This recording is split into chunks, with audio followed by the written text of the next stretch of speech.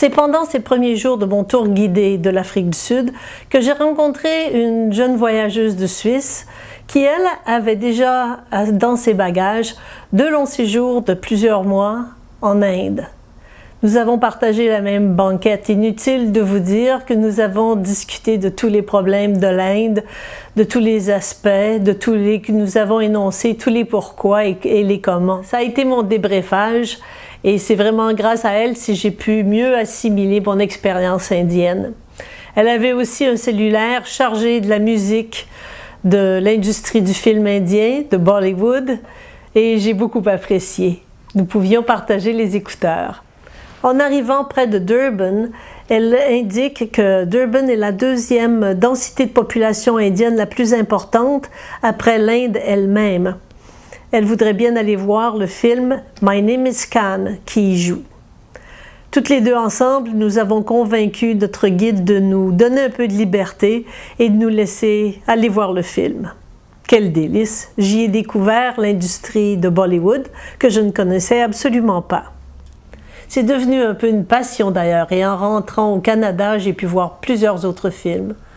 Une bonne façon de découvrir le passé, la culture, l'histoire de l'Inde, de contempler son présent, question peut-être de confirmer et de valider l'expérience que j'y avais vécue et de comprendre ce que pourra être son avenir selon Bollywood.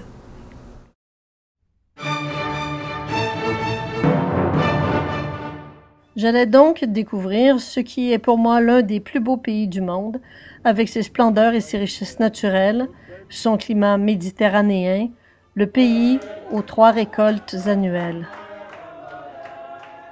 Une première pause à Pilgrim's Nest et ses cuisiniers chantants, et puis la fenêtre de Dieu, God's Window, ouverte sur la beauté sans pareille de la nature sud-africaine. Nous sommes en route vers le premier arrêt de notre long périple qui me ramène dans le parc Kruger. Et j'y retourne avec joie. Quand mes hôtes m'ont demandé quel serait mon plus beau souvenir de l'Afrique du Sud, c'est tout de suite aux grands animaux que j'ai pensé. Des images qui restent gravées dans ma mémoire pour toujours.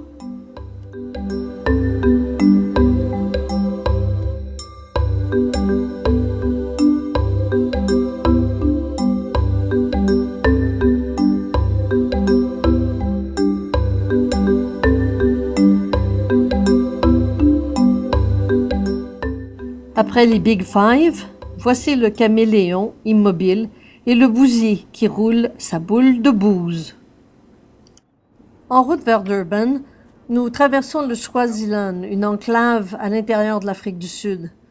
Et nous faisons arrêt au village tribal de la famille d'un monsieur Mazia, dont la fille nous raconte les usages et les traditions, nous fait visiter les installations, et nous aurons droit à un très beau spectacle de chants et de danse.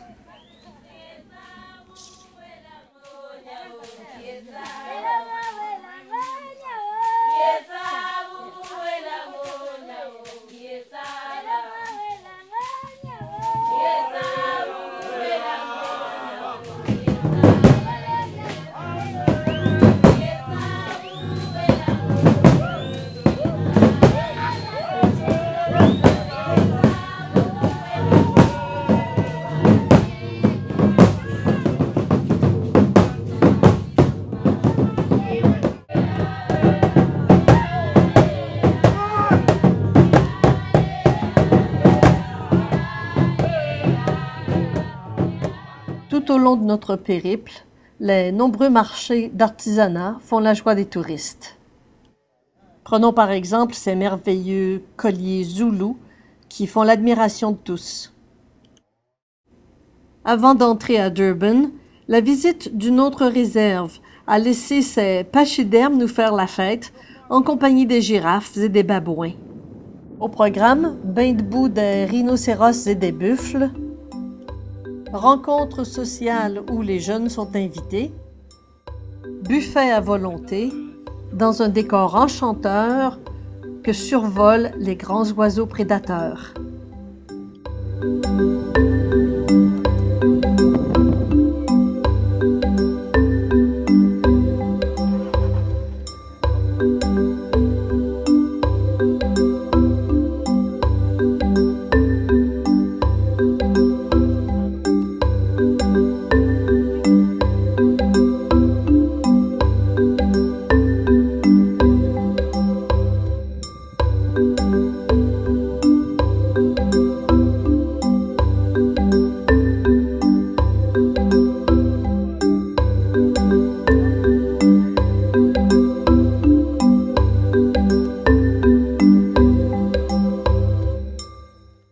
traversée de Durban nous permet de jeter un coup d'œil à son nouveau stade de soccer, prêt à recevoir les matchs de la Coupe de soccer du monde 2010, ses rues aux beaux édifices coloniaux et un monument à Gandhi qui a tant inspiré la politique pacifiste de Nelson Mandela. Le soir, à l'hôtel, situé dans les montagnes de Drakensberg, de chaudes voix africaines chantent a cappella les rythmes pénétrants, parfois tristes, parfois gais, toujours aux harmonies les plus envoûtantes. Après un jour de repos bien mérité, le surlendemain, nous traverserons Drakensberg pour visiter un musée des réalisations de Nelson Mandela et des progrès de l'émancipation des Noirs, avant d'arriver à East London, en bordure de l'océan Indien, là où plonge la pleine lune.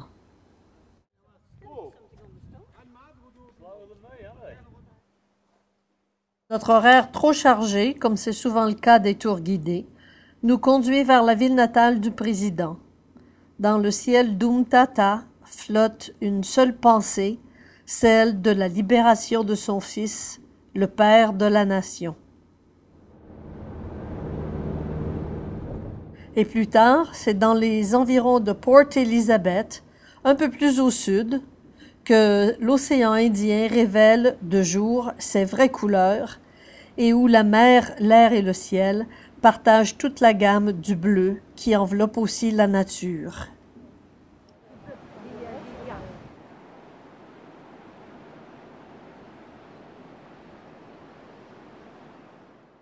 Nissa, notre prochaine destination, est une petite ville charmante où notre guide, soucieux de la sécurité de son groupe, a quand même relâché la tension et nous a laissé un peu de liberté. Cependant, après la visite des grottes de Kango et de ces étonnants stalactites et stalagmites formant d'impressionnantes orgues, nous reprenons la route vers Cape Town, notre dernier arrêt. La route nous emplit une dernière fois les yeux de ces fabuleux paysages, et Cape Town est assurément la plus belle ville de l'Afrique du Sud. Cependant, en nous quittant, notre guide nous rappelle que toutes les mesures de sécurité doivent être respectées, par exemple sortir en groupe et ne pas traîner trop tard à l'extérieur de l'hôtel. La beauté des lieux ne permet pas d'ignorer que Cape Town est la ville présentant un des plus hauts taux de criminalité au monde.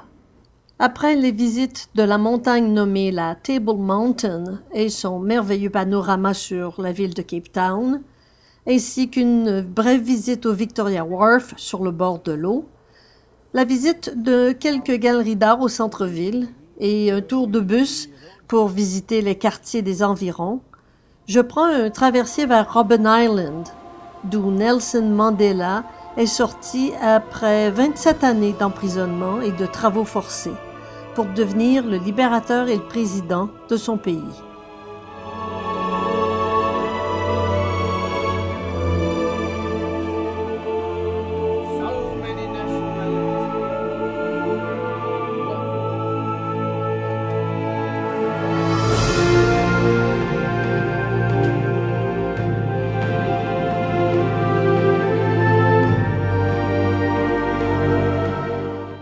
Aujourd'hui, M. Mandela est très âgé et il ne verra sans doute pas la réalisation de cette portion de la Constitution de l'Afrique du Sud qui veut que tous y connaissent la sécurité est un travail et qu'il y règne la paix et l'amitié.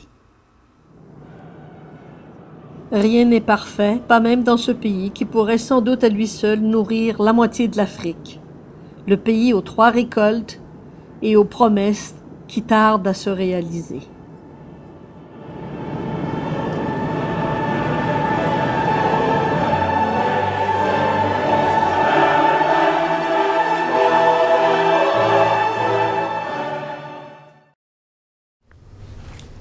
Je me demande où aller maintenant.